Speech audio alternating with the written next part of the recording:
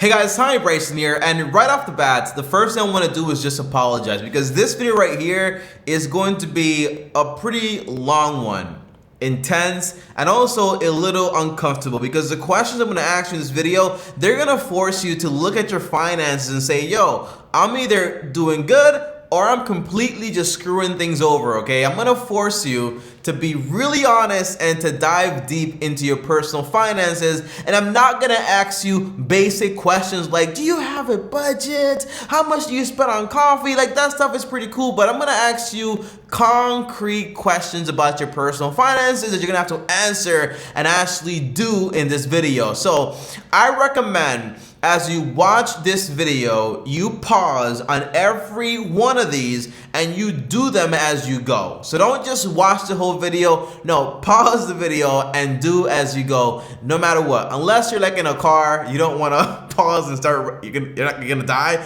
So what you might want to do is just basically try to answer them in your head as I'm talking and so on, okay? Now, one thing I've noticed, guys, is that basically you can become poor by accident. You can have a lot of money, you can make a lot of money, and all of a sudden you have a bunch of debt or you lose everything, money's gone, you don't even know how it happened. But it's not like one day you wake up and you realize, hey, I'm rich now, I have a bunch of money. Like, that doesn't happen. So you can have poorness by accidents, but you have to become rich via being purposeful and doing everything on purpose as far, okay? So in this video right here is gonna help you accomplish that step by step, okay? And as always, guys, like this video, on top of that, also subscribe and hit the bell to get notified. And again, it's 10 questions, and not just questions, but 10 things to do. So it's kind of like a financial to-do list. That's why the title is titled Financial To-Do List, okay? Now, the very first one, guys, is I want to ask you this number. Now, what is your FU number? Yeah, exactly what it sounds like. How much money do you need to say, yo, FU, I'm done here, I'm not coming back? So if I had a checkbook right now, which I don't, but I have a pen and I can write it on my hand, okay? How much money do you want me to write here? So you can say, yo, I don't have to work ever again. And for me, that number is 600K. That's my number. I think people might mistake that for something else.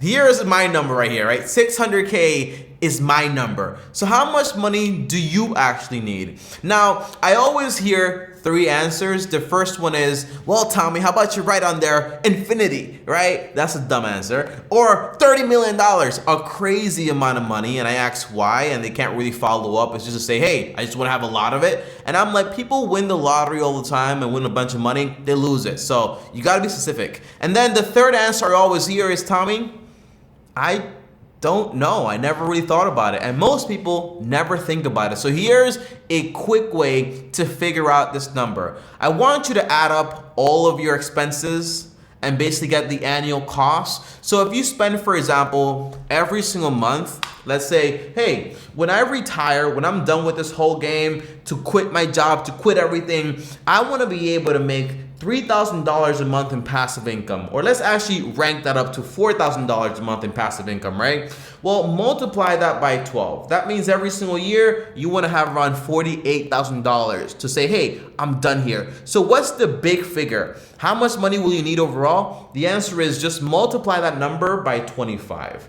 And in the stock market, what that means is to exit out of the entire game of the world and to withdraw 4% from a portfolio, that portfolio will pay you that $48,000 in passive income, and you don't have to worry about running out of money. So in the stock market, you'll need in your retirement fund around 1.2 million. And if you're gonna do real estate, for example, well, if your number is $48,000, how many houses do you need to buy to give you enough cash flow to sustain that type of lifestyle? And always remember, you have to include in there all of your core expenses, right? Your shelter, utilities, grocery, transportation, all that stuff should be in there included, okay? So calculate your FU number. My number is $600,000. And again, just so you know that you are correct, by the way, if I have $600,000 in the stock market and I take out 4%, that means I can live off of $24,000. That's me. The person that has the less amount of needs is the person that can get there a lot faster. But I also have a paid off home and I have no debt. So that makes it makes things a lot more easier. If you have no debt, it makes the whole game a lot more easier. Now, I also want you, number 2 here, once you're done with that one, I want you to think about what is your debt to income ratio. I told you guys, okay, this video is not like one of those simple videos, okay? It's gonna ask you complex questions here.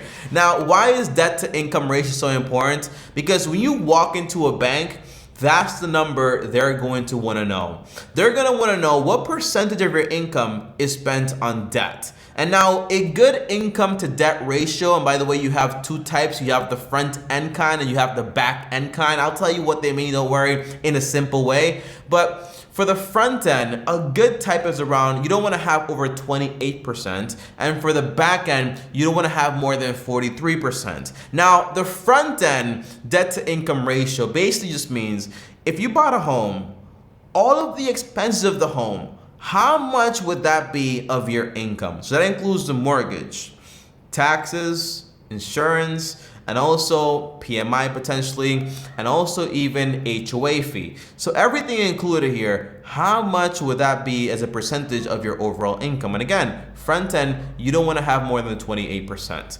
So if you're buying a home that's $500,000, and I use these big numbers because people like to be unrealistic, and I like to show them this stuff is expensive, I wouldn't do it. My home cost less than $200,000 after remodeled it and everything else, okay? So I listen to my own advice, so take it. So overall, a $500,000 house is like a $3,300 mortgage if you're putting down like 3.5% on a 30-year mortgage. Now multiply that number by 12, that's around $39,000 divided by 0.28. That basically means you need to have around $141,000 in income to sustain this whole thing. So when you go to the bank, they're like, okay, so your front ratio is 28%. That makes sense. That's good. Now your back end ratio basically says, well, we want more information. We want how much would the house be? We want how much do you pay with your car loan? How much do you pay your credit card debt? How much do you pay, for example, in your student loan debt? So in combination with all those things, let's say, for example, you're spending around, I don't know, like $4,700 a month on basically just debt overall. Well, times 12, that's around $5,600. And when you divide that number by the appropriate, which is 43%, well, the answer is around 131,000.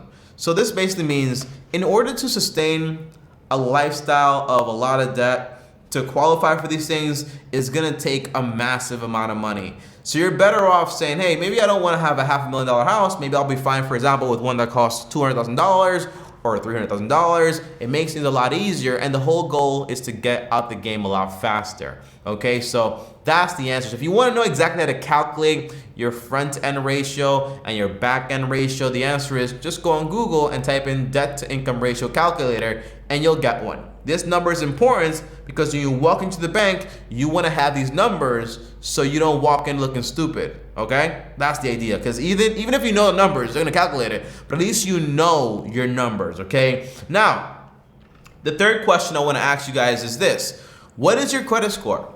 If you don't know your credit score right now, go on your phone, download the Credit Karma app, and then basically just figure out exactly what your credit score is. They're gonna tell you, and it's also free. If you're paying to get your credit score right now, cancel that right now because it's free. You don't have to pay to get your credit score.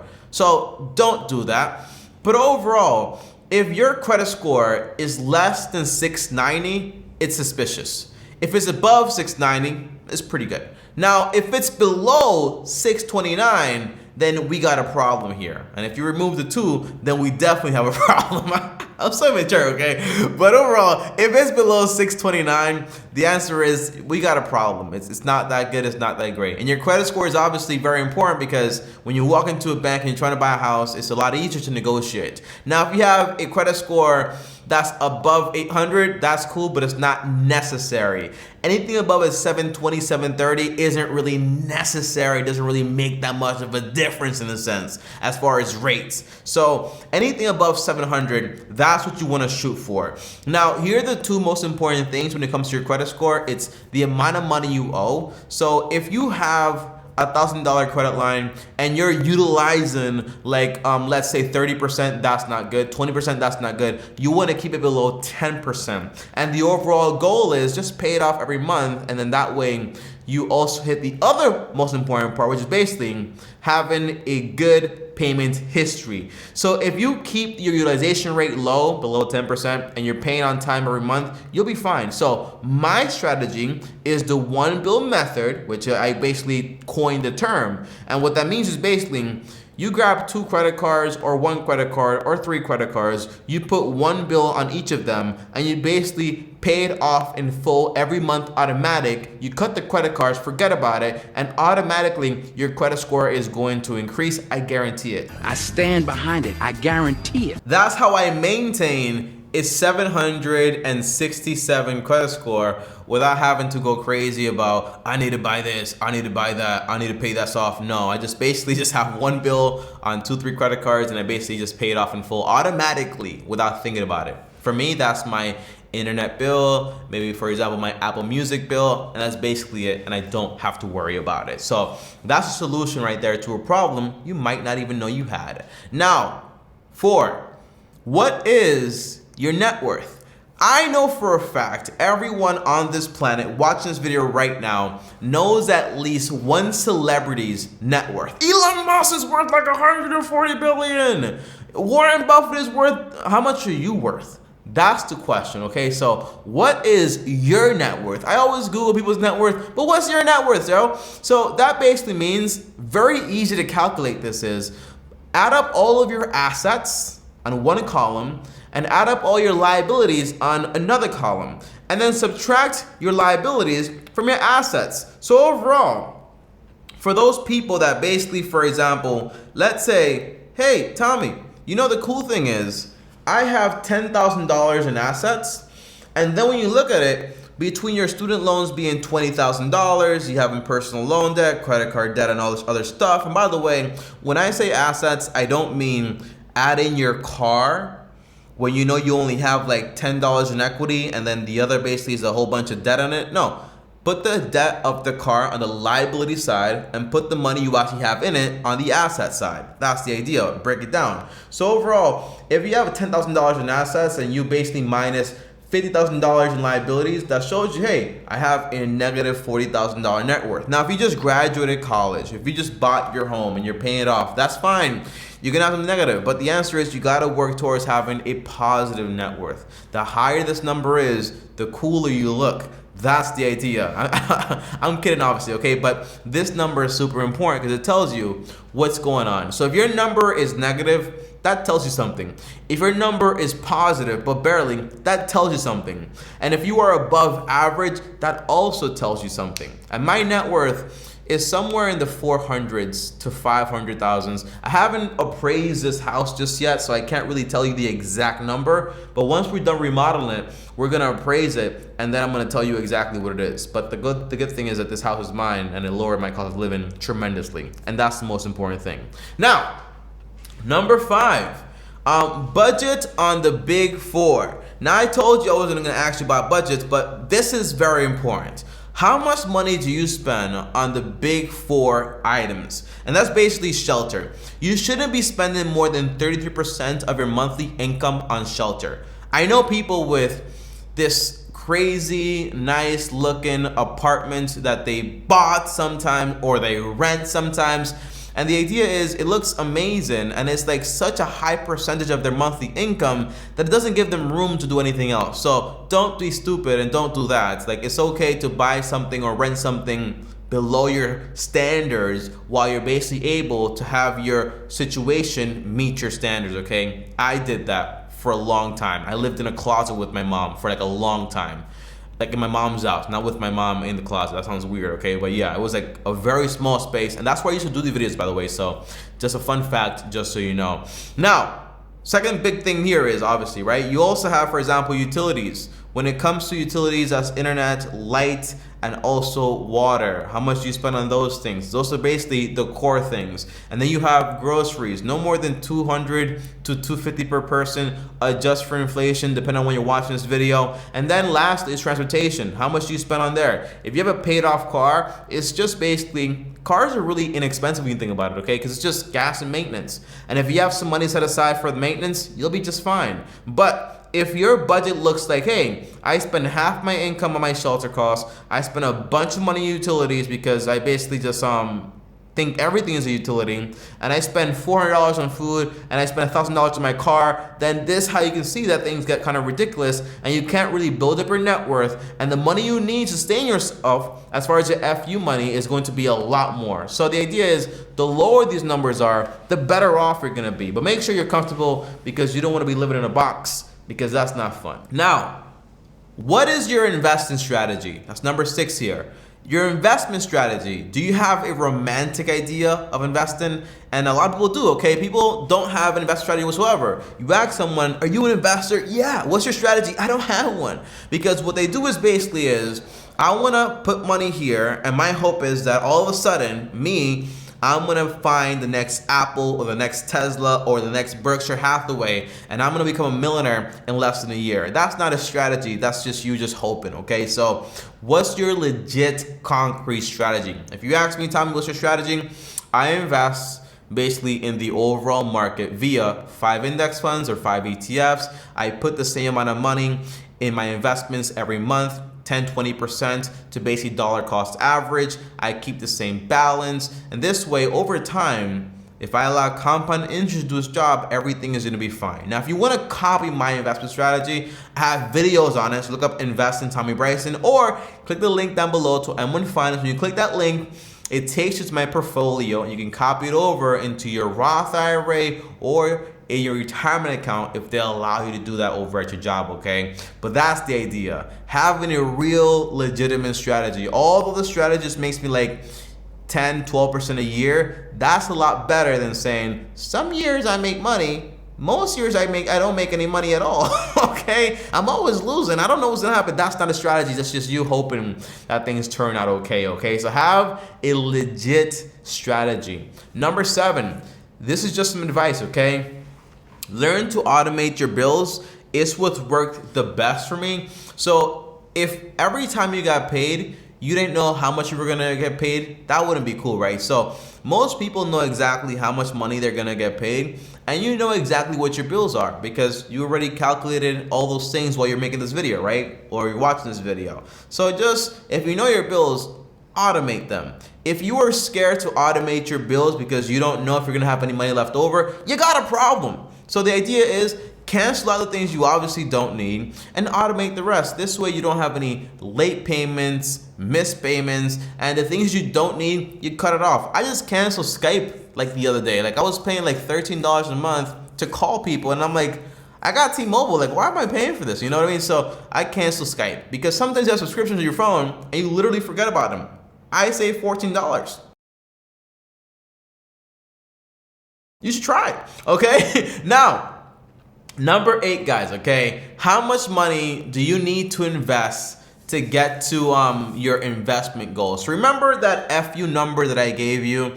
Well, that number is important because once you have that number, the next thing you need to do is find out how much money you need to invest every month to actually get to that goal as fast as possible. Now, I'm gonna show you how you do it, okay? So go to Google, type in Savings Goal Calculator, click it, the first link.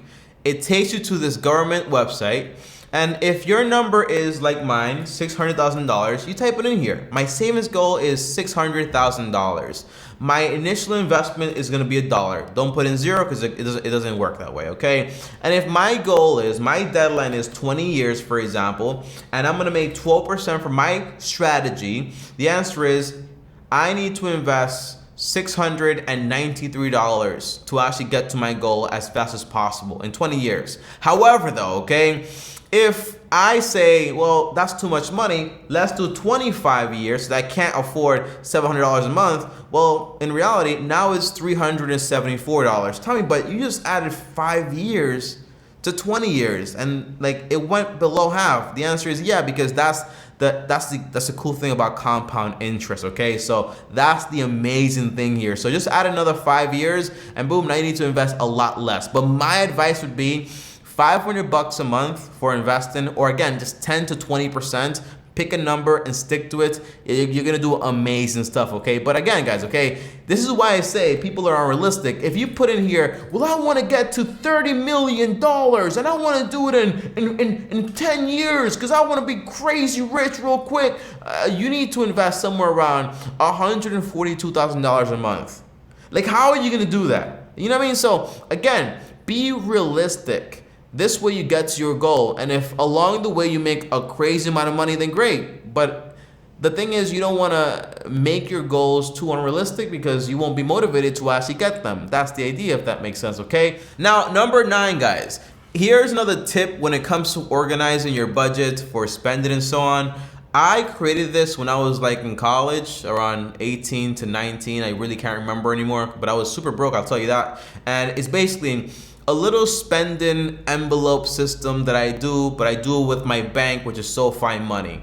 Now, I basically create 6 accounts for my money. The first one is emergencies, second one is investing, third one is gonna be debt payments, fourth is gonna be expenses, and then fifth is fun, and then sixth is charity. So if you have these 6 accounts, and by the way, Paul, do me a favor, put those right here for the audience so they can actually take a picture of it, because people are gonna forget. I'm gonna forget, I just forgot. But the answer is, once you have those 6 accounts, whenever you get paid, you put that money into those different categories. And by the way, my advice is pay your debts first before you start investing money, have an emergency fund before you start investing, and then finally start investing when you have no friction and you basically have a good foundation. That's my advice. And then worry about saving up for a down payment for a home. That's my advice, okay? So there you go, my little system here as far as the way I budget and so on. Now, number 10, and the last thing is, what are your personal finance goals? I want you to think about them, and then I want you to write it down. And by the way, if you want to comment along this video as you're watching, then comment below goal so I know you are a real person as you basically watch this video. But overall, here are some common goals. By what day or what time do you want to become financially debt-free? That's a cool one. And then on top of that, for example, by when do you want to have your fully blown emergency account? By when do you want to get to your passive income goal? Well, basically your investment goal. By when do you want to pay off your home? The bank said 30 years, but you can do it in 7 or 10 if you follow my plan. I have a course linked down below. And then lastly, how much is your wedding gonna cost? How much are you gonna save up for that, okay? So again, all those big things that are massive that you have in your head, put it down on paper. It makes a big, big difference. Guys, that's it for this video though. Thanks for watching. I told you guys it was gonna be long, a little uncomfortable. That's what she said. I'm so immature. But overall, like, it's a complicated video, but it's a good one. If you answer all these questions, you walk away knowing a lot more about where you're standing. Because some people just walk around, they're like, I'm fine, I got a job, everything's fine. And then they're basically negative everywhere, and then things happen, and then they're like, okay, so I'm not as good as I thought I was, okay? But as always, comment down below, and comment down below goal so I answer your comments, and I'll be in the comments like all day answering everything, okay guys? And as always, like, subscribe, hit the bell so you're notified. Up here is another video, and over here is my face. Click and subscribe, and as always, long-term team officially out.